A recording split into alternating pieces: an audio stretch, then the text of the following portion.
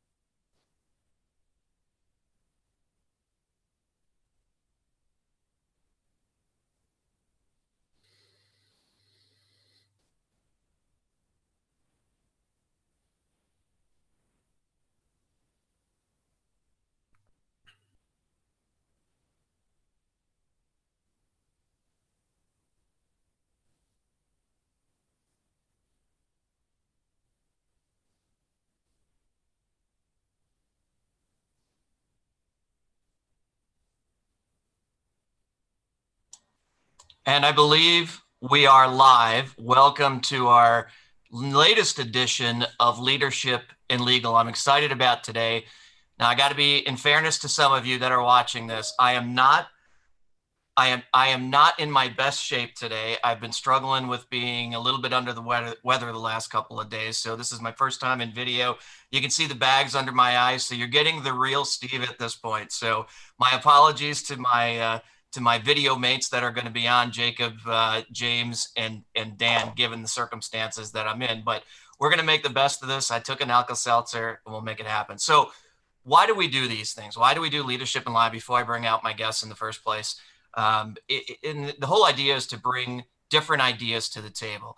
We get asked a lot of questions by you, the viewers, and conversation that we have with some of our clients, other folks that are in our industry. And if you're a CHRO or a business leader, this is a place where you can ask those questions and you'll get varying opinions and varying thoughts on answers to those questions. If you're a business leader, the same goes for you. Now, most of the questions that we've received in the past couple of weeks have come from HR leaders, but there's a couple interspersed here that come from business leaders as well. So I'm going to ask James and Dan if you can turn your cameras on. That would be awesome because we're going to have you on here in just a second.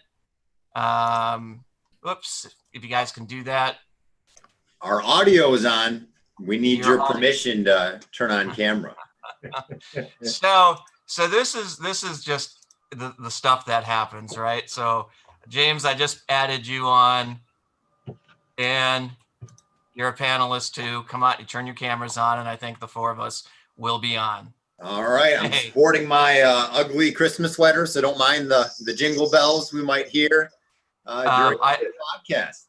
I told you earlier, I didn't think that that was actually a ugly Christmas sweater. I thought it was pretty cool. What do you think, audience? I like it.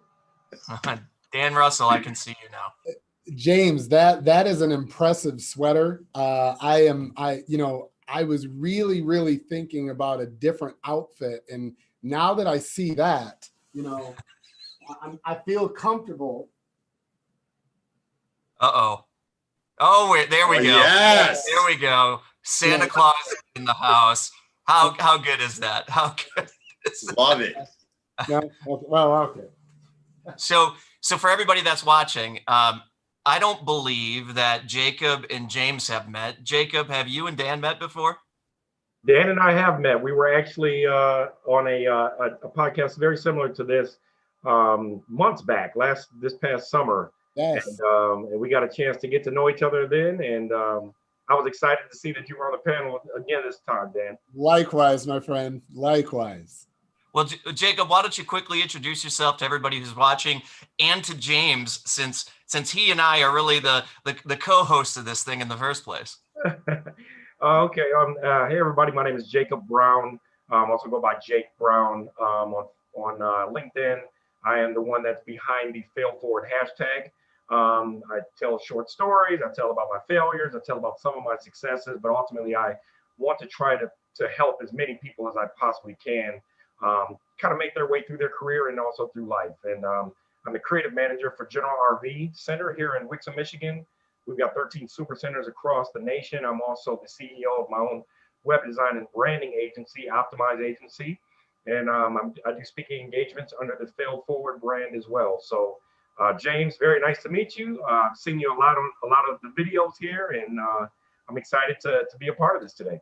Likewise, and I can't wait to hear your stories about failing forward. So great idea, and would love to learn more.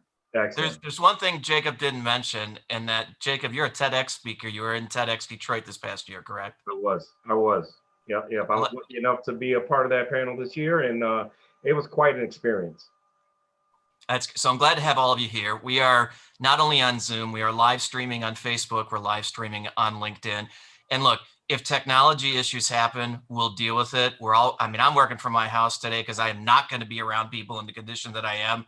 So if it blows apart, so be it. We'll pick up the pieces as we go. Is that fair? That's fair. Absolutely. Right. So let me kind of set the tone for this kind of conversation. Over the past couple of months, we've been talking about COVID, and the implications of COVID. We talked a lot about racism and other things related to that, and all subjects are open today. But where we're kind of going is let's set the tone. We've got a vaccine, or a number of vaccines that a number of organizations are bringing to the table. I think they started inoculating people yesterday, especially on the front line. But business has to go on. Things have to go on. Everything has to go on, right? So the idea behind this is, okay, we now have a vaccine. Now what? What are the situations that arise now that we have a vaccine? And we've got about 14, 15 questions that came out as a result of this. I sent them to you guys yesterday. If you're on LinkedIn, if you're on Facebook, feel free to post it there. We'll try to get to you. We've only got about 45 minutes, 50 minutes to actually do this, but I'm going to kind of start with a legal question, as I always do, James. You're always the first one up, because I think this is on the mind of everybody. And I'm just going to read the question verbatim. When vaccines are made available, can we mandate that our employees receive it to come back to work? So two things. The answer is yes. But one, the vaccines are already here. I know some doctors at Beaumont have already had the vaccine. And two, the Equal Employment Opportunity Commission just yesterday issued guidance that is a dozen pages long just on the vaccine. And it answers about 20 questions. And it says that the EEOC, you're not taking medical information, you're not forcing a medical issue, you're not violating any law, as long as someone doesn't have a disability where you would have to evaluate accommodating that disability. Maybe the shot would cause them some medical condition or make their disability have complications. So absent a disability issue, or if somebody has a sincerely held religious belief that would somehow already be so advanced in religion that prohibits a COVID vaccine or maybe any vaccine at all, then you would also evaluate a religious accommodation request to see if there's a way to accommodate that. And accommodations could be allow that worker to work from home, or it could be to potentially have other employees stay away from them and have some private space. But I guess time will tell. But in the past, hospitals and other organizations have required or mandated flu shot vaccinations. So in a nutshell, this is no different. Okay, so let's rephrase that question, and I'm going to go to Jacob and Dan. This is a little bit of a, your own position on this. Should employers, should we mandate that our team take the vaccine before they come back into the office? What's not a legal opinion, just we're struggling with this as businesses to determine what do we do when we get there. What are your thoughts? Well, I'm going to say first, I think a lot of it has to do with what does your company do? What is the interaction with other people, right? If you're a hospital system, if you're running an urgent care, if you're a doctor's office, a dentist office, I think it's very important. I think everybody's going to have mixed opinions on this. And so when you are serving the public, I think there's a lot of people that are going to be looking for you to come out and say, hey, our whole team is vaccinated. We got out in front of this. But at the same time, as James just said, it's a very slippery slope. I think as employers, you need to take a step back. You need to evaluate your team and you need to evaluate your customers. And if it's something that you have to do to make your team and the clients you serve every day comfortable, you probably should take a strong look at it. But I, Stephen, speaking with a lot of people, I'm hearing a lot of people saying that they're not comfortable yet with getting vaccinated. So it'll be interesting to see how it shakes out. Jacob, what's your take on that? I see you shaking your head as Dan's talking. Yeah, Dan stole my words, and I've got to echo what he says. I think a lot of it boils down to the type of employment that you have and the type of services that you provide. I think for sure, if you're in the medical field, if you are frontline, if you are something that is going to touch a lot of people, might even touch a lot of consumption type goods, we've got to make sure that everyone is safe and that people feel safe. But it is dependent on the type of employer, type of company that you are. I think, there's a little bit of gray area there, and we've just got to use our best judgment.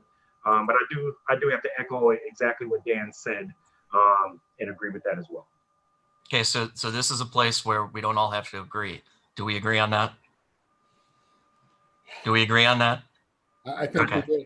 Yeah. So this is a non-legal take. This is my take. I'm not forcing somebody to put anything in their body that they choose not to put in their body, period. Now, that being said, I'm in a situation where my team can work from anywhere. Doesn't matter. But the last thing I'm going to do is force one of my team to put something, they have a negative reaction to it, and then something happens. And if they want to get inoculated, they get inoculated. If they don't want to get inoculated, we can work from wherever we want. My personal opinion on that. Well, and Steve, I'm gonna say this to you on that, right? The thing, and James and I have talked about this, you're hearing about it a lot right now, is people still don't know what the legal ramifications are going to be down the road, right? Yeah. Right now, they're still trying to pass these blanket rules that are going to protect employers. But, if something like that doesn't happen, you now may have an individual that says, I feel that I got COVID because I stayed at your hotel. You don't have all of your employees being vaccinated. And I feel like I got it because of that. Oh my goodness. How do you argue with that? Right now, all of a sudden that's going to be a huge case. James Reid's going to be really busy next year. I know that for a fact. So following that logic, though, the same goes for the flu or for anything else. I got it in your facility. Now what? I mean, that's opening up a whole can of worms.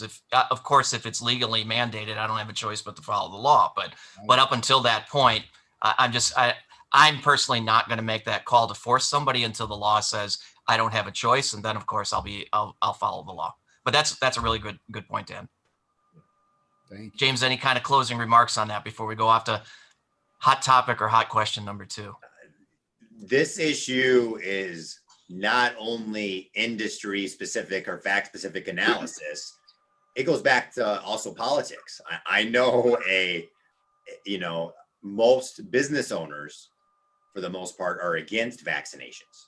And so I think that a lot of people that are calling me, asking me how to advise their clients are already calling me, telling me they're against forcing vaccination. So I think that as you get more Republican or more business owner, like for the most part, you are against the government or a state forcing you to do anything. So politics are hotter than ever right now. So not only is this a vaccination issue, this is at the same time a political issue. That's actually a really good point. And we just saw, going through this past election, how politically charged everything is. And I think it's going to continue on in light of this vaccination, see how the cards fall. So the answer, I guess, to the question is, one, it's not illegal to force it, but then it's really up to you to determine if you're going to force it in the first place. Is that a fair way to summarize what we just talked about? That's right. And I would go one step further and maybe see how is that going to impact your culture? Are your top performers going to quit? Are you going to lose them? What's going to happen? We're going to get to a question on culture here in just a second, because that actually came up in the context of all this. But let's move on to number 2. And these are kind of in order, but somewhat random. So, and we've talked, James, you and I've talked about this. And Dan, I don't think you were on when we chatted last, but I'd love to all 3 of yours opinion. How much should I share about the impact of COVID on our business? We've talked about that a little bit. The comment, though, is the second part of this is, I don't want to scare my employees, but I want to be honest. And I think the context that this person asked the question, because I actually know this, is if I share too much and freak people out, what does that do to our business? Do I talk about the financial impact that COVID has had on our business, that all of the riots have had on our business? How much is too much? And then again, how much is not enough? Well, Steve, I'll say, interestingly enough, I spoke this morning to a nonprofit organization up in Flint, in Midland area. And they talked about the fact that they've only had a 7% turnover rate, which is great for a larger nonprofit. And I asked them this very question. I said, what are you guys doing for communication with people throughout this entire pandemic? And they said, Dan, we're communicating almost every week. We're trying to explain to people the impact. And, Steve, here's the thing. We know what's going on. Your employees know what's going on. Yeah. This is not a surprise. They understand the effects that it's having on the restaurant industry, on the retail industry. I mean, you can't even put your head in the sand and not hear about all the things going on. So you have to respect the education level and knowledge of your employees. And when you don't communicate with them, all of the fears that they are trying to conjure up inside, they're coming out, right? They're thinking, oh my goodness, I'm not hearing anything. Maybe I'm not going to have a job next week. Maybe I need to start looking for another place. I've noticed that our sales are down. I see that the traffic in our restaurant or our store has dropped from what it was last year. They see all of those things. So I think it's vitally important for business owners, for HR directors to communicate with their team, to let them know the challenges that the company is facing and anticipating moving ahead, to let them know the impact, but then to talk about how they can come together as a team to get through this storm and come out the other side even better. But I think when people do not communicate, you're pretty much opening the door for your employees to assume the worst. And when they start to assume the worst, you might as well put the job post out now, because they're not going to be around long. We know what happens. We know the saying around assumptions, assume, what it stands for, right? Yes. Jacob, what about from your thoughts? What's your perspective on what you communicate, what you don't communicate? How much should we communicate? I think the worst thing that we can do as leaders and as companies is not communicate at all, right? Whether the company is doing well or whether the company is not doing well. Every single company, every single industry has been affected and will be affected by COVID and by this pandemic, period. Whether they are affected poorly or whether they're affected greatly. There are a lot of people that are thriving and a lot of companies that are really thriving throughout this period because their service, Zoom, right now we're on Zoom. I mean, they had to up their service, they had to up their servers, their security. I mean, they had to up everything that they had to do very, very quickly, because one day people are at work, the next day everyone is virtual, right? So that affected every single company. I don't care if you're Facebook or Amazon or YouTube, everyone was affected, whether the company is doing well or not. But one thing that a lot of people are not talking about is the mental health about for each employee, right? So whether the company is doing well or not, the mental health of their employees are still probably the most important thing that we need to talk about, because going from a setting where you are together more, we are humans by nature, we want to be together by nature, and when that is ripped apart and we are isolated in our own homes, our own apartments, that takes a toll on people. I mean, that really does. And not reaching out to your team members, not reaching out to your teammates. I've had more phone calls throughout this pandemic than I've ever had. I probably look at my cell phone bill and see way more calls on the bill than I've ever had, in the past 10 years, because we need that human interaction and that communication. And also through Zoom, being able to see a face and talk to a face, that is more important to people now, because they don't have that physical touch. They don't have that intimacy of being close or working together, being in the same conference room together anymore. So I do think that it is important to, at least on a weekly basis, have some form of communication with your employees because of their mental health, and not just for the company's sake, but for the mental health sake of each of our employees as well. Yeah, I want to come back to that mental health question in a second, James, but I want to ask the same question of you, like from a legal perspective. Can you over communicate? Can you under communicate? And then let's tackle this issue of mental health. And what I'm hoping we can get out of this is some practical advice, right? Zoom on a weekly basis, Jacob, that you just talked about. But everybody says that. Is there other things that we could be doing? We'll kind of approach that as the second part of the question. James, what are your thoughts? Yeah, so to me, the answer almost always is, if you're over extreme in transparency, people aren't going to know how to interpret the data and the information and also assume the worst. But if you say nothing, as Dan said, they're not going to be able to trust you. And I think trust is more important than ever. And when you can't see people's body language and signals day to day at work, you can't read anything. So you're in the dark and assuming the worst. So I think the best thing takeaway I have out of COVID is I'm seeing a lot more vulnerable leadership. The leader doesn't have to be like, Steve, I love how you opened this whole leadership. Leaders don't have to be perfect. We don't always have to agree. We don't always have to be, textbook perfect person in every single way. So we're seeing more people sharing they're depressed, sharing that, their company isn't necessarily perfect and thriving. And there are some things outside of their control. So I think we need to continue building trust. One of the most powerful training exercises I saw was, if we could just see a number from 1 to 100 of how much we could trust each other and be on the same team, that would solve a ton of problems. And I think that none of us are going to get to 100 without building trust through vulnerabilities. Once you share something that you didn't think they were supposed to share, that makes you trust them a lot more. Mm-hmm. Yeah, I think there's a couple of components that we've talked about on this before. One is being as open as you possibly can. And I agree, there's some financial data, for example, that I didn't get into specifics to say, here's the pennies, right? And here's every piece of data. But I had very honest, when this thing first happened, here's what's going on in March. We're not going to hit our numbers. We're going to be upside down in the month of March. We're going to have to tighten our belts in order to handle this. That's probably better than saying, well, our budget was X and here's exactly where we are. And, and some people asked, and I shared that information back in March, but that was one piece. The other thing that I think is really important that goes to building trust as well is, as leaders, I think we've got to admit what's going on, but then we've got to start saying, here's the plan that we're taking forward. Because the last thing we want leaders to do is say, woe is me, I don't have a choice. Now, we don't have a choice in terms of what's happening with COVID, but it's like the old saying goes, we have a choice on how we're going to respond. And I think most people are going to follow leaders and trust leaders who say, here's the crappy situation we're in. And as a result of that, here's the difficult decisions we're making together. What are your thoughts on this? Now let's go, knowing full well some of those decisions may turn out wrong. And that's where that authenticness needs to come out to say, man, we made the wrong call given the information we have. So we're going to change and we're going to make another call again now. And I know a couple of leaders that are having a tough time with the pivoting again because, oh, we pivoted here. We made this call. It was the wrong call. Now I've got egg on my face. No, that's just what happens.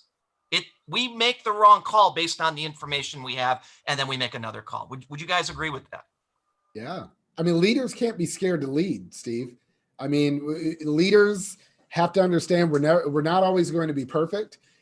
This is something that is unprecedented, right? We've never seen this before. If you're an HR professional, you didn't learn this in school.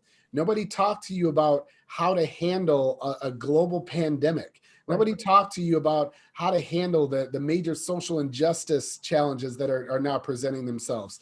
You know, these things weren't talked about in school. So now, you know, whether you're a business owner, whether you're an HR professional, it's okay to say, listen, I'm making an educated guess. I've leaned on professionals. I talked to our general counsel, James Reid. I've talked to HR professionals. I've consulted with somebody like a Jacob Brown and, you know, or Steve. And I mean, you're saying we've done everything that we could to put ourselves in the best position to make a solid decision. And Steve, you said it best. Okay, so we made a decision. We went 2 months down the road and we reevaluated and figured out we need to change positions. We need to change direction. Okay, that's a maturity. That's true leadership. Because otherwise, if you realize you're heading in the wrong direction, you keep going and you go off a cliff and take your whole organization with you. Well, people aren't going to respect that either when you're shutting down your company. So I think, again, being very transparent with your employees, how much is too much? Well, again, I would say you may not want to break out the balance sheet and tell everybody that, you know, you're down 10 million for the year, but, you know, okay, but you can still have a balance and say, hey guys, listen, it's a challenging year. We're facing some tough times. We believe we're going to get through this. And let's tell you how we plan on getting through this and how you can be a part of that and help us get through it. I think that's the answer. I think the key is asking for input, right? So when we went to the team and said, here's the decisions we think we're going to make, we laid it out there and said, what do you think? And ended up changing some of those decisions as a result of some of the feedback from the team, and the team really kind of stepping up and seeing things we didn't see. And it seems like too many leaders are so focused on their own decision that sometimes they don't actually allow the team to make a decision. Jacob, you're shaking your head again. Yeah, I totally agree. And to echo what James said earlier is the honesty and transparency of, hey guys, this is what's going on. Here's where we're seeing where we're going to have to pivot. We're going to have to make some changes. And hey, we will take the fault if it does not work, but we are going to be moving forward. We're going to do something. You know, I talked in my TED Talk that during the time of the pandemic, a lot of people went home and stood still, right? They didn't really know what to do. They didn't know what they should do during that time. Well, that was a period of time where I was growing and building a craft that I didn't necessarily have as strong before, right? And that I had people that followed me in that as well because they saw that I was leading forward and I wasn't just sitting stalemate. And that helped grow their trust in me, and that helped grow their, you know, what they saw in me in terms of a leader. And if it was the wrong thing to do, then it was the wrong thing to do. But we figured out that there were some things that we needed to do during that time, and sitting still was not one of them. But open, honest transparency was what we all needed to have. So Jacob, you said something a little while ago, and I said we'd get back to it. Now it's the time to do that. And you talked about the obligation we have, or the issues that we have with mental health issues. And James, I want to throw it to you first and kind of look at it from two perspectives. One, what's the right thing to do as leaders because of the mental health of ourselves and our team members? And two, what's the legal implication of if we do nothing? Do we have to do anything? You can take it from both angles, and then Jacob and Dan, I know this is going to be a topic near and dear to your hearts. I'd love you to kind of chime in afterwards. Okay, these compound questions are challenging on how to handle them, but you know, maybe I'll do the second one first. So if you're a leader or you see anybody that's suffering from a disability or a distraction or not focused or checked in, you're not allowed to basically assume it's a disability and then fire them. So if you assume or have reason to believe it's a disability, you're required by law to engage in the interactive process and say, is there something I can do to or we can do to accommodate you to allow you to do the essential functions of your job. And if you can find a reasonable accommodation that the employer chooses instead of the employee's choice, the employee has to propose a solution, but the employer can either accept it or propose any other reasonable solution. And a lot of states like Michigan, you have to bring that reasonable solution within 183 days, but it gets tricky. So you want to encourage the employees to speak up, because if you notice someone that is late to meetings, not checked in, making mistakes, you can just fire them if you had no reason to believe it was disability related. So I think don't put your head in the sand, focus on performance. And where leaders get in trouble is they try to excuse employees by assuming that they're distracted because of their family at home and homeschooling, which is a protected class, whether they're married or single, protected class, maybe whether they're pregnant, or maybe, you know, any other, maybe they're aware of a disability. Hey, you're having health issues. You must be extra stressed out because of COVID, or, you know, BLM probably impacted you more than other people. Those type of assumptions, even though you're maybe sincere or empathetic and trying to bond with your team, could get you in trouble, because now if you take an adverse action after discussing about that concept or assuming that's why, you're now exhibit A of intentionally discriminating based on a protected class. So that's the balance you have to handle. So then from a legal perspective, are you saying that just focus on performance? If they're falling short, make your decisions. If they're not, you know, if they're doing well, keep going. Is that kind of summarizing the law the way it is? And then what's the personal side of that? Yeah, so that's summarizing the law. The personal side is nobody should act purely on the legal side only. You know, if you notice your partner has cancer or is suffering from BLM or LGBTQ or anything else, you should say, how are you doing? Are you okay? And have that personal touch. And it's okay to actually talk about protected classes if you're not going to take any adverse action. It's only illegal if there's an adverse action related to the protected classes. So James, I want to throw a question at you, right? Because this is something I know Steve, Jacob, myself, yourself, our clients are coming to us with this challenge almost every day, where they're saying, hey, I want to improve my corporate culture. I want everybody to, you know, buy into what we're doing. But how do we dance this fine line, right? Of, I know that this person is overly stressed. They've come in, they've told me that their spouse lost their job because of COVID. They're home on unemployment. They've shared with me that they're homeschooling their kids. They're sharing with me the challenges. Maybe they lost a relative or a close family member due to COVID, and they've shared all this, right? And so now as a business owner, as an HR director, where is that fine line and that balance, right? Of, wow, we know that this person is going through a challenging time. The last time we were on, we talked about the way that people treat their employees through all of this will reap rewards, or, you know, some of the other things that are going to come. Demise. Demise if they didn't do a great job through all of this.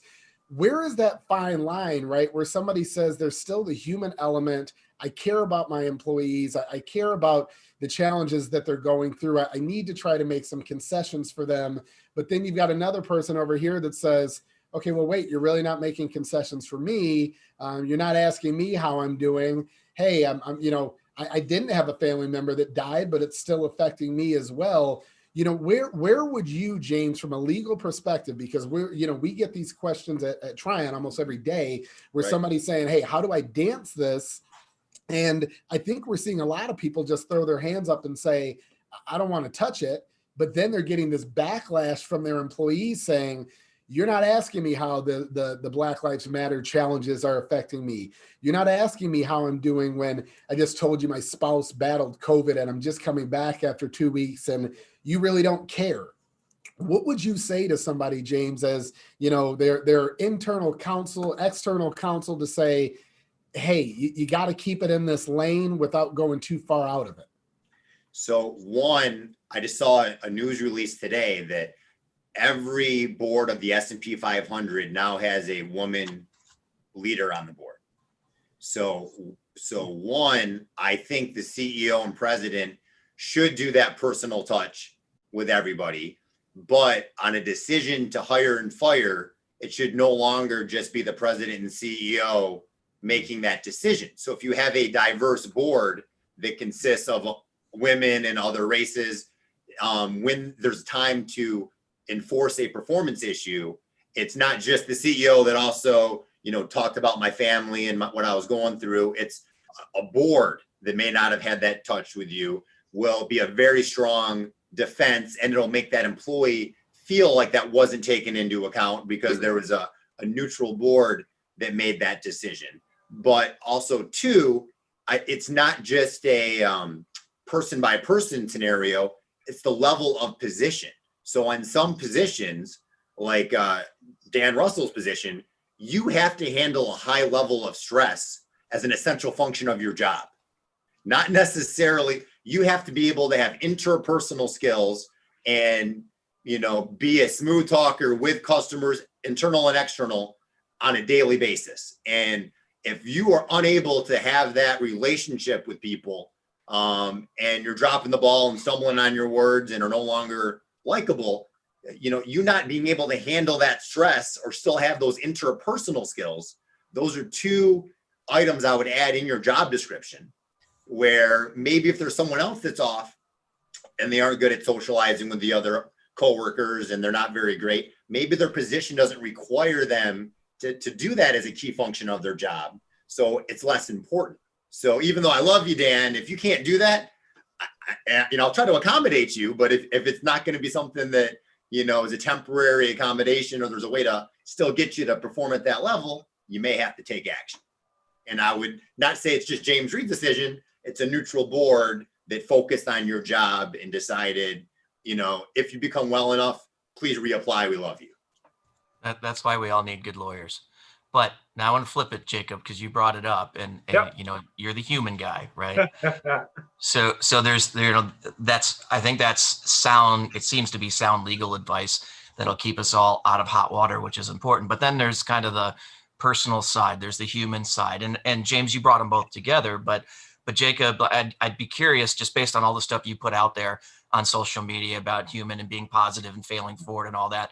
How do you kind of take all of that and tie it into what we're talking about here when you brought up the issue of mental health in the first place? Yep, and I was going to bring it back to kind of the empathetic side of real human beings, right? So some of the best leaders that I've worked with and have been a leader to me or a mentor to me, and the best time that I've been a leader as well is when the open door policy swung both ways, right? So that open door needs to swing both ways, and it doesn't have to swing all the way, right? But what I mean by that is, if we're going to ask our employees to come to us with issues that are affecting their job, that are affecting their personal life, that are affecting their relationship with their colleagues, we've got to somehow open up to show our human side back to them. Because if we are not, you've heard the saying, people don't care how much you know until they know how much you care, right? So Sure. Most people will not come to you with some of those issues that are real unless they know that you are real as well, unless they know that you are a human being as well. And if you can somehow as a leader show them a touch of your reality, a touch of who you are, maybe something you might struggle with a little bit, right? They'll be more willing to open up, I've noticed as well. So if we're going to ask our employees to be more empathetic between their colleagues and more empathetic between us and them, then we're going to have to showcase some of our human side as well, because no one wants to go in and talk to a robot. My favorite managers were the one that I knew a little bit about their personal life, and not just that they signed my checks and did my reviews at the end of the year, right? So being able to be human with our employees is one of the most important things now in the pandemic, especially because we are all human. We're all dealing with this pandemic. We're all dealing with the stay-at-home orders. We're all dealing with having to work remotely. We are all human, right? No one is exempt from having to do that. So letting people know how you feel, how you're dealing with it. Some of the things that you need in order to do your best job as a leader, as a manager, and as an employee as well, is what I was sort of getting to in terms of mental health, understanding that everyone is dealing with something, and to be able to be empathetic with our employees is something that we all need to do right now, because I think 2020 has brought up the human side of this whole country. Do any of you, and I think that's a real good perspective, Jacob, and this is for you, Jacob, or any of you, is do you have specific examples of what you've done or that you've seen your clients do, or somebody that you know from the leadership side? Because most of the folks watching this are either CHROs related or business leaders and related. Can you give specific kind of examples that you've either done or seen to better relate to some of your team, or a client to some of their team, or somebody that you know to their team? So a couple things that I've done is I've opened up a clear line of communication between me and all of my employees. Just having conversations with them outside of work, outside of the office, into some of my personal life, right? So some of the things that I'm doing in my personal life, I'm building a house. I love to cook, right? My wife just went back to work. I'm doing some of the fail forward things on the side. They know who I am at the core, and not just Jacob Brown, their boss, right? They know some of the things that I cook at home. I share some of those recipes with them, and they start to share some of those back with me, right? If I'm not smiling or laughing and joking on a Zoom, I might get a text or an email saying, hey, is everything okay, right? They're starting to check on me just as much as I'm checking on them, because we have an open line of communication. There's no loss of respect as a manager, as a leader for them. There's actually a gained respect that I've noticed throughout this whole year. So those are just some small examples of the human side that I kind of force and push through with my team. Great example, Dan. Or Yeah, James, go ahead. Well, I have more one comment and question kind of directed at Jacob. Is my comment is, you don't want to have a culture where you have to catch somebody having serious performance issues and then let them excuse it with depression or some other issue. You want a culture where they're going to ask for help before it's too late. That's one. But two, I love how you touched on the likability side. I'm also the same way. I think all three of us, all four of us are. However, I think what Steve was also asking is, if you're not sharing vulnerabilities, are they going to share vulnerabilities? And none of us have identified any vulnerabilities we've shared, or a strategy of how leaders share vulnerabilities as well. Mm-hmm. Well, and you know, I'm going to answer Steve's question and yours, James. I think that's one of the things that I've learned in my life and in my career, that true leaders can show, right? True leaders, and I learned it first, I think, as a parent. You know, having 6 kids, you know, I never understood the value of coming back and telling my kids that I was sorry and I was wrong until I did it. Yeah. And the moment you go and you tell your kid who's looking at you like, wait a minute, did you just apologize and admit that you were wrong? Yeah. You know, I yelled at you, I got on you, and I find out later it wasn't you, it was your brother. I'm sorry. I was wrong. And now that vulnerability, that the kid goes, I can trust you. You can make a mistake. And what are you teaching your child? You're teaching your child that it's okay. You can make a mistake and life goes on. You know, in that same vein, you know, one of my kids who now is much older, I remember one time I was very upset at him and I yelled at him and everything. And then a couple minutes later, he comes up and he's like, hey, Dad. And I looked at him and I go, so you're just over it? And he goes, yeah, aren't you? And I'm like, point taken, like it's over, move on. But as a leader in your organization, standing before your team and saying, hey guys, listen, this is scary for all of us, right? I don't care how much you may say, oh, you know, it's like the flu, it's a hoax. I mean, even all that, listen, every single person has had an element of fear through all of this. Is this going to touch my family? What if it hits me? What if it hits my company? What happens if all of a sudden the business goes away? You know, I've heard the people, oh, my business is recession proof. Okay, good luck. I think we've all found out nobody is immune, So sharing that, yeah, we all have a certain element of fear. We're all facing challenges. Even going as far as explaining the disappointments that maybe your kids are having with homeschooling and missed opportunities throughout their year. It's okay to share that with people and all of a sudden become real. And then Steve, you asked for a real example of how to do that. I was so proud, and not to tout our company, but when all this happened, Tryon, our executive team, got together and we made the decision to buy lunch and breakfast for our staff every single day as they were going through this pandemic. And we did it for two reasons. Number one, we wanted to tell our employees how much we cared about them, how much we were supporting them. We didn't know how many different people had other family members or spouses that were affected. Maybe they lost their job and they were going through challenges. And because we were essential, we didn't want people having to worry about at lunchtime having to stop or go out. And, there was a very scary time where nobody wanted to go anywhere. So we wanted to let them know, just get to the office. We've got you covered. Be safe, stay healthy. And then on the other side, we were able to support small businesses throughout our community and say, we're going to order breakfast and lunch from you from all these different places throughout all of it. But it was something where we wanted to step up and say, yeah, coolest places to work and all of that. Those awards are great when you put them on the wall. But if you don't live it every day, your team members are going, yeah, top place to work, coolest place to work. And then when the rubber hit the road, you guys were out of here and you didn't think about us. So it's doing those things. It's stepping into one of your team members' offices and just saying, hey, how are you?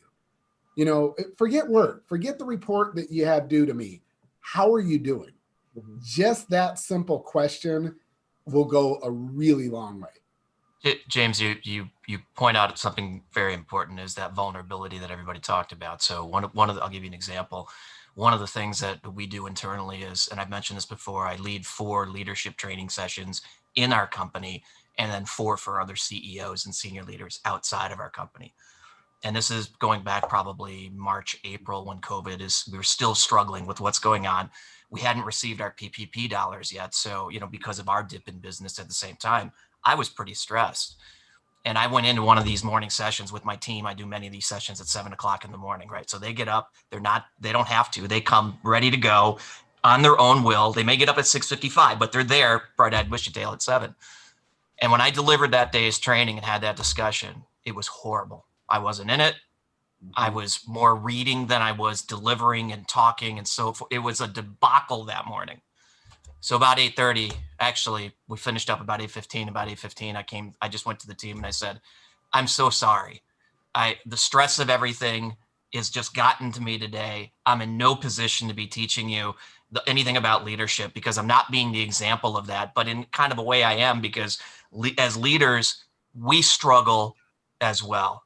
Yep. And that was kind of my delivery to them. Within the next couple of hours, every one of them came in and said, how you doing? Is there anything that I can do to help? These are my team members, not all of which are leaders. Some of them are emerging leaders and lead nobody.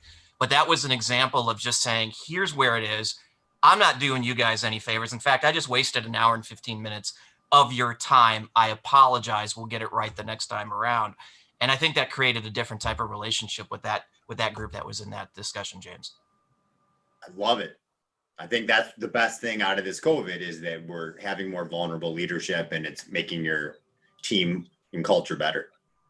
Well, and I think we addressed one of the other questions that came up. If anybody wants to throw a couple of things on here, organizations either pull apart or pull together during a crisis. What trends are you seeing and what key items do you recommend each leader and organization consider? I think a lot of this being connected to our teams, I think we've got that one pretty well covered, unless somebody wants to throw another comment or two on there before we move on. Just pivoting is more than just trying the same thing you're doing a different way. It could be going in a new industry line. Dan and I know some mutual clients that, took advantage of COVID and are selling PPE and finding other ways, doing delivery of various items at retail and food in a different way, new masks. So like, if you have new ideas in addition to just pivoting what you're already doing, should also be considered. James, or I'm sorry, Dan or Jacob, any other kind of last minute comments on that one? All right. I would just say continue to be innovative. Continue to encourage your team to suggest ideas because that's how you pull together. And that's when, when you put that out there, I think your team members are really going to appreciate the fact that you're listening and you respect that they have ideas. And to James' point, maybe there's something out there that you haven't done before. And one of your team members may give you a great idea for a new direction. Yeah, if you ask, you might actually get an answer. Yeah, Right. All right, James, I want to get this one covered real quick because it is a legal question and you're actually you're answering this question by some of the things I've already seen. How do you keep track of these ever-changing COVID rules and regulations that literally seem to come up and change every day or every other day? Yeah, what I learned is you can't be a generalist anymore. So you should have a trusted advisor in certain areas if you're not large enough to have that sole person internally. And you can't do this on your own anymore. Don't guess, don't rely on Google. Talk to someone that's all they do. Yeah, and I would say James is already doing some blasting of here's the changes. I got an email from you, James, a couple of days ago, and I sent it out to my entire group. So if you're watching this and you want to get on that list, just put in your message one of us, right? Just shoot either James or I a message. We'll get you on the list. And as James, you're updating that with your team, we'll make sure that it gets out to everybody. We sent it out to about 30,000 people after you made it known. So if you want some legal kind of where things are standing, what you should be aware of, just get on that list and we'll send it out to you. So let's kind of keep going through this. And some of these are related, but they're coming at it from different angles. Next question I'll throw out to all three of you. Now that I can't see my team, how do I make sure they stay productive? Can't see them. Maybe I can interact with them on video, but how do I really, as leaders, as HR folks, how do I really make sure my team is staying productive? I can jump on that real quick. Please. One thing that I've learned is that people are not going to be bought in to the vision unless they're bought into the leader, right? So we can't expect our people to be bought into a vision if they're not bought into us as leaders, if they're not bought into what we are constantly inspiring them to do and what the vision is for the company and how that's going to impact and affect not just the world, but them as well, right? So if we're not doing that, it doesn't matter if we see them every day or not. If you micromanage them or not, they're not going to do what you're wanting them to do, right? And James touched on it a lot. It's all about trust, right? If we trust our people to do their jobs and be the professionals that they are, then we shouldn't have to worry about them doing everything that we want every single day, all of the time. Right now, we have a little bit of flexibility if you are working from home to have a little bit of a work-life balance, right? So everyone's schedule opens up a bit more now from just the 8 to 4 or 9 to 5, right? Some people are working 7 to 10 at night, but sporadically they might be washing the dishes, at 9 to 9:30, or they might be going to get groceries from 12:30 to 1, and we have to allow them the flexibility to be human and to live throughout this, but also trust them enough to do the job that they were hired to do. And the more that we trust them and the more they see that we trust them, the harder they're going to want to work for us. So, and the harder they're going to want to work for themselves as well. So not being able to see someone every single day can't be tied to the productiveness of that person. Your relationship with them is going to tie to the productiveness or productivity of what they're going to do for you and for the organization. That's good advice, Dan and James. I want to go from you, go to you here in a second. And one of the things that a lot of leaders are doing that this is new for, right? The remote working seems like they're putting even more expectations on their team or more KPIs, right? It's KPI. So now it's not just measuring results. It's actually measuring all the activity and tracking everything, keystrokes on keyboards. I'm hearing all kinds of stuff. What's potentially the impact or the adverse impact of all of that? And what are your thoughts and recommendations to folks to really help drive performance? Because even in the midst of COVID, we still got to have people producing, especially given the fact that we give some of the flexibility that Jacob already mentioned. Well, and Steve, I love that you said that because you took at least the 3 letters right out of my mouth. Everybody talks about their KPIs, but here's the challenge. As leaders, you have to take a step back and say, can I expect the same KPI from my staff, from my team. Their resources are limited. Let's say you've got a sales team and you expect them to have so many touches with a client. Well, okay, they can't go face to face, or maybe people aren't very comfortable about getting together. So your at bats may be less. So, you have to take a step back. Number one, figure out now, how can we give them some new ideas and new ways to go about what maybe they've done for 10 years for you and they've been very successful. And now, to Jacob's point, they're at home and they're trapped behind a computer screen and a Zoom box that it's very different. Like You this. think about, yeah, I mean, you think about people that, let's just say I was in automotive sales, and so I'm typically going in and I'm seeing, maybe I'm a tier 2 supplier and I'm going in and I'm seeing the company that I supply to and I'm popping in and I'm working with them. And now all of a sudden they're all at home. Okay, so now maybe that person doesn't want another Zoom call. Maybe so there's a lot of different things that now you have to maybe approach it differently. Maybe it's a phone call. Maybe you're sending a gift. Maybe you're just checking in to say, hey, just wanted to see how your business has been affected and how we can help you through this. Okay, there's a lot of, again, James Reid, I can't tell you how many clients that I've bounced over to him and just said, call him.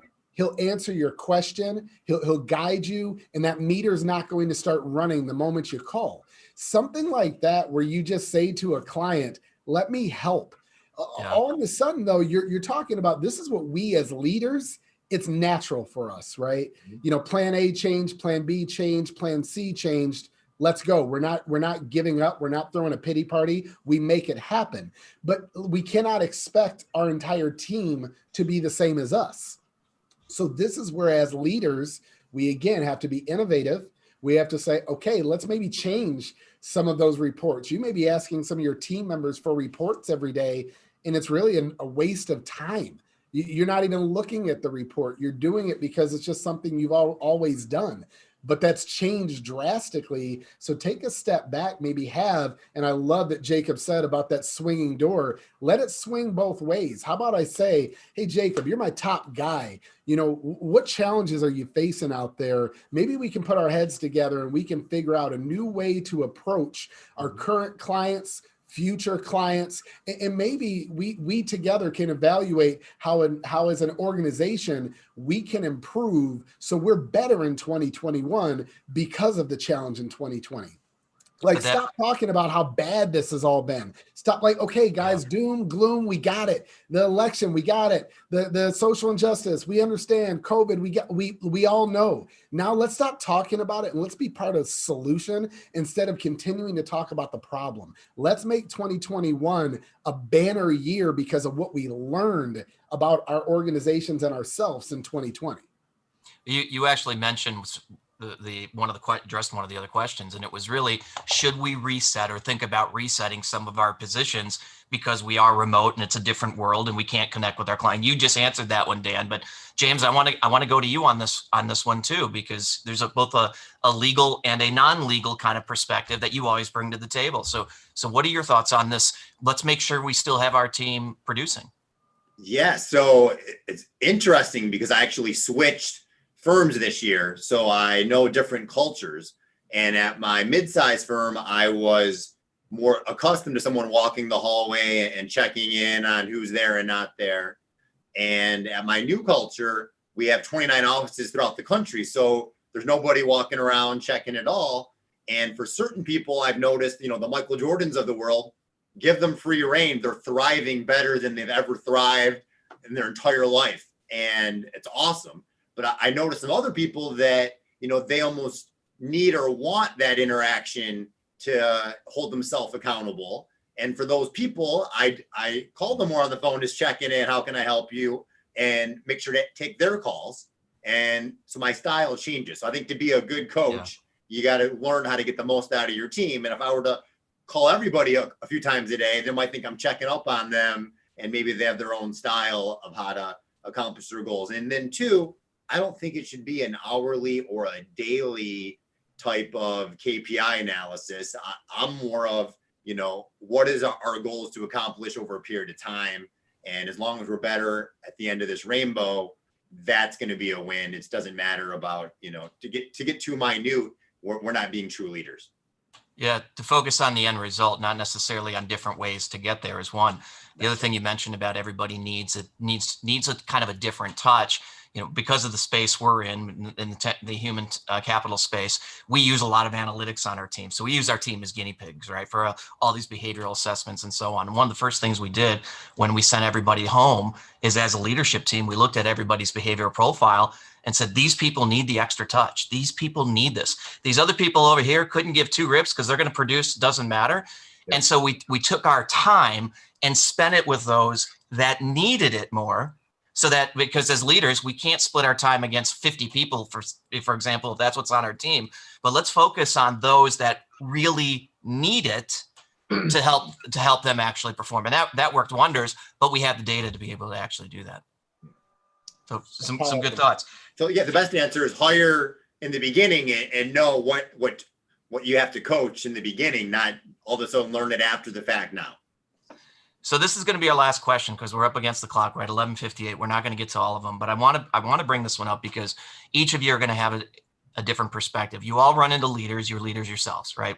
We see this every day, how people respond. And here was the question. I thought there's probably a lot more to it than the way I'm going to read it, but I'm going to deliver it anyways. Generally speaking, and I'm speaking to the three of you, do you believe our leaders are who they need to be? So in other words, given everything that you've seen, the way leaders have responded, people that you know, clients that you have, do you believe our leaders are who they need to be? Or do you think there's that COVID and the social injustice movement and everything else has shown that we have a lot of room to improve? I think there's a lot of room to improve. Most are not where they need to be. And it's not necessarily because they are not capable. I think most are capable. They just aren't able to see the full chessboard because they don't have the specialties that each of us are able to bring to the table. So I think it's a great idea if they get continued training and coaching so that they can see the chessboard and know how to take a smart, rational decision. A lot of leaders, when the situation's in front of their face, they can handle it well, but they aren't good at predicting and seeing things that are more minute or that aren't in front of their face. So I think they need that coach to help them see things that are invisible to them. Good perspective, James. Dan, what about you? I'm going to say this. I think there's been a lot of people and things that have been exposed this year. And I think a lot of times we think of that negatively. I think some of our leaders and people that we would just naturally say are leaders have been exposed that maybe they're not such great leaders. But the other part that I'm going to say that has been exposed is maybe some people that we wouldn't consider to be a leader have truly shown up. We talked about our frontline workers, our healthcare workers, our firefighters, our police officers, people in the community, pastors, just, people that stepped up and said, our community, our world needs help, and I'm going to do it. They're businesses that, as James said, they completely pivoted and said, we're going to help. We're going to get PPE equipment out there. We're not just going to say, oh my goodness, our hospitals don't have enough. We're looking at equipment that we can somehow, change around and we can help be a part of the solution. We have seen leaders rise, and I think there's going to be a lot of great things that come in 2021 because I think people that never thought of themselves as leaders before have truly become leaders. We've seen doctors and nurses getting out on social media and just helping the community to know what it really looks like in the emergency room, what they're really experiencing at the hospital, and not having to worry about hearing on the TV what's going on. You're hearing right from somebody working at a hospital. You've got people that have been putting themselves in harm's way every single day, putting their life at risk, putting their family's life at risk. If that's not the truest definition of a leader, I don't know what is. And again, you've seen people that are considering people's health and their mental health. They're worrying about their children. You're seeing people go out and deliver food to families that have been affected. Those are the real leaders. And so the only thing that I'm going to say to finish is this, Steve. I think we as leaders and we as people need to stop waiting for everyone else who we deem as leaders to be the change. It's Yeah. up to us to be the change that we want to see in our family, in our community, in our workplace. See yourself as a leader and see yourself as somebody that can make a difference, make an impact, regardless of how large or how small. You may not be Jacob Brown up on TEDx, but guess what? You can sit and have a conversation with your 3 children or your neighbor or your coworker. You may not be Steve Lowitz. You may not be James Reid. You may not be Dan Russell, who, we're all getting asked to speak on panels as subject matter experts. And it's humbling. I know all 4 of us are humbled every time we get the opportunity to present to others. And maybe people may not be getting those opportunities every day, but you do have people that you interact with on a daily basis. Be a leader, be great, make a difference.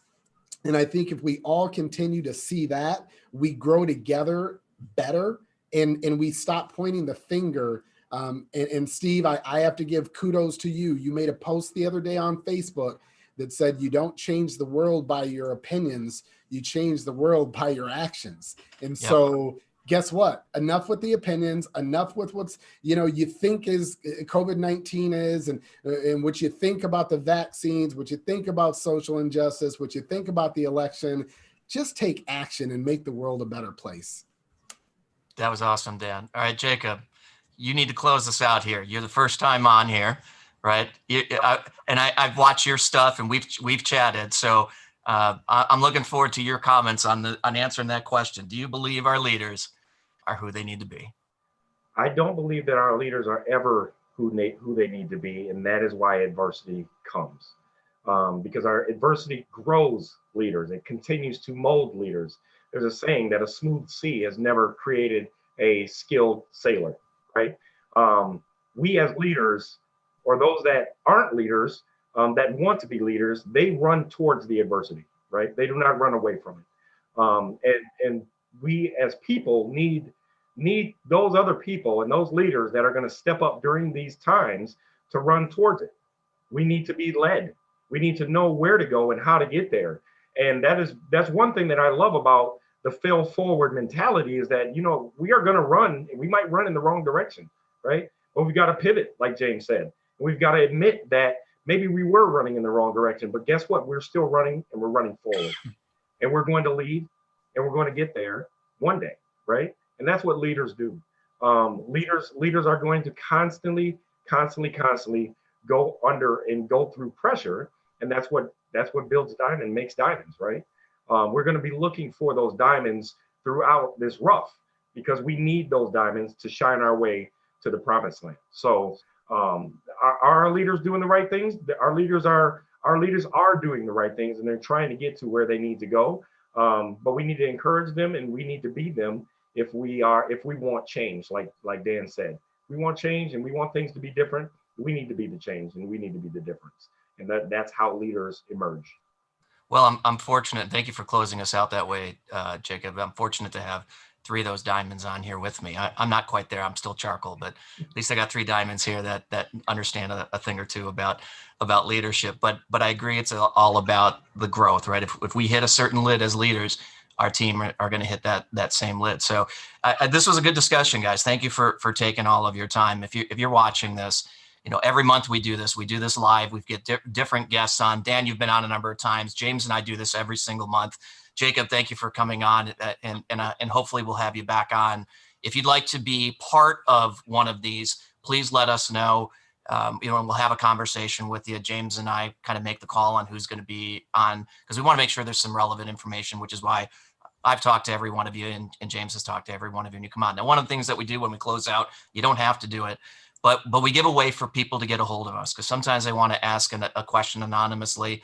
I'll start. I always give out my cell phone number, a thing that I learned from James long ago. If you want to reach me with any of your questions, 734-837-8500. If the 3 of you would like to share whatever piece of contact information you'd like, that's easiest for folks to get a hold of you. James Reid, 734-649-1313. Feel free to text or call. And we are going to do in-person, more private leadership discussions when we're allowed to.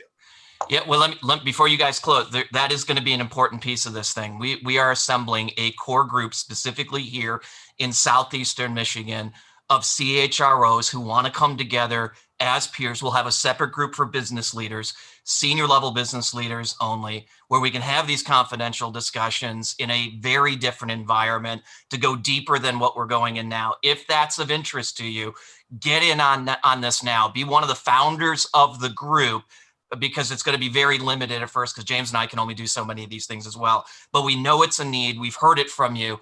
Please reach out to us now as we assemble the final members of the first group for each of those 2 segments. So Jacob and Dan, if you dare to give out some personal contact information, please do.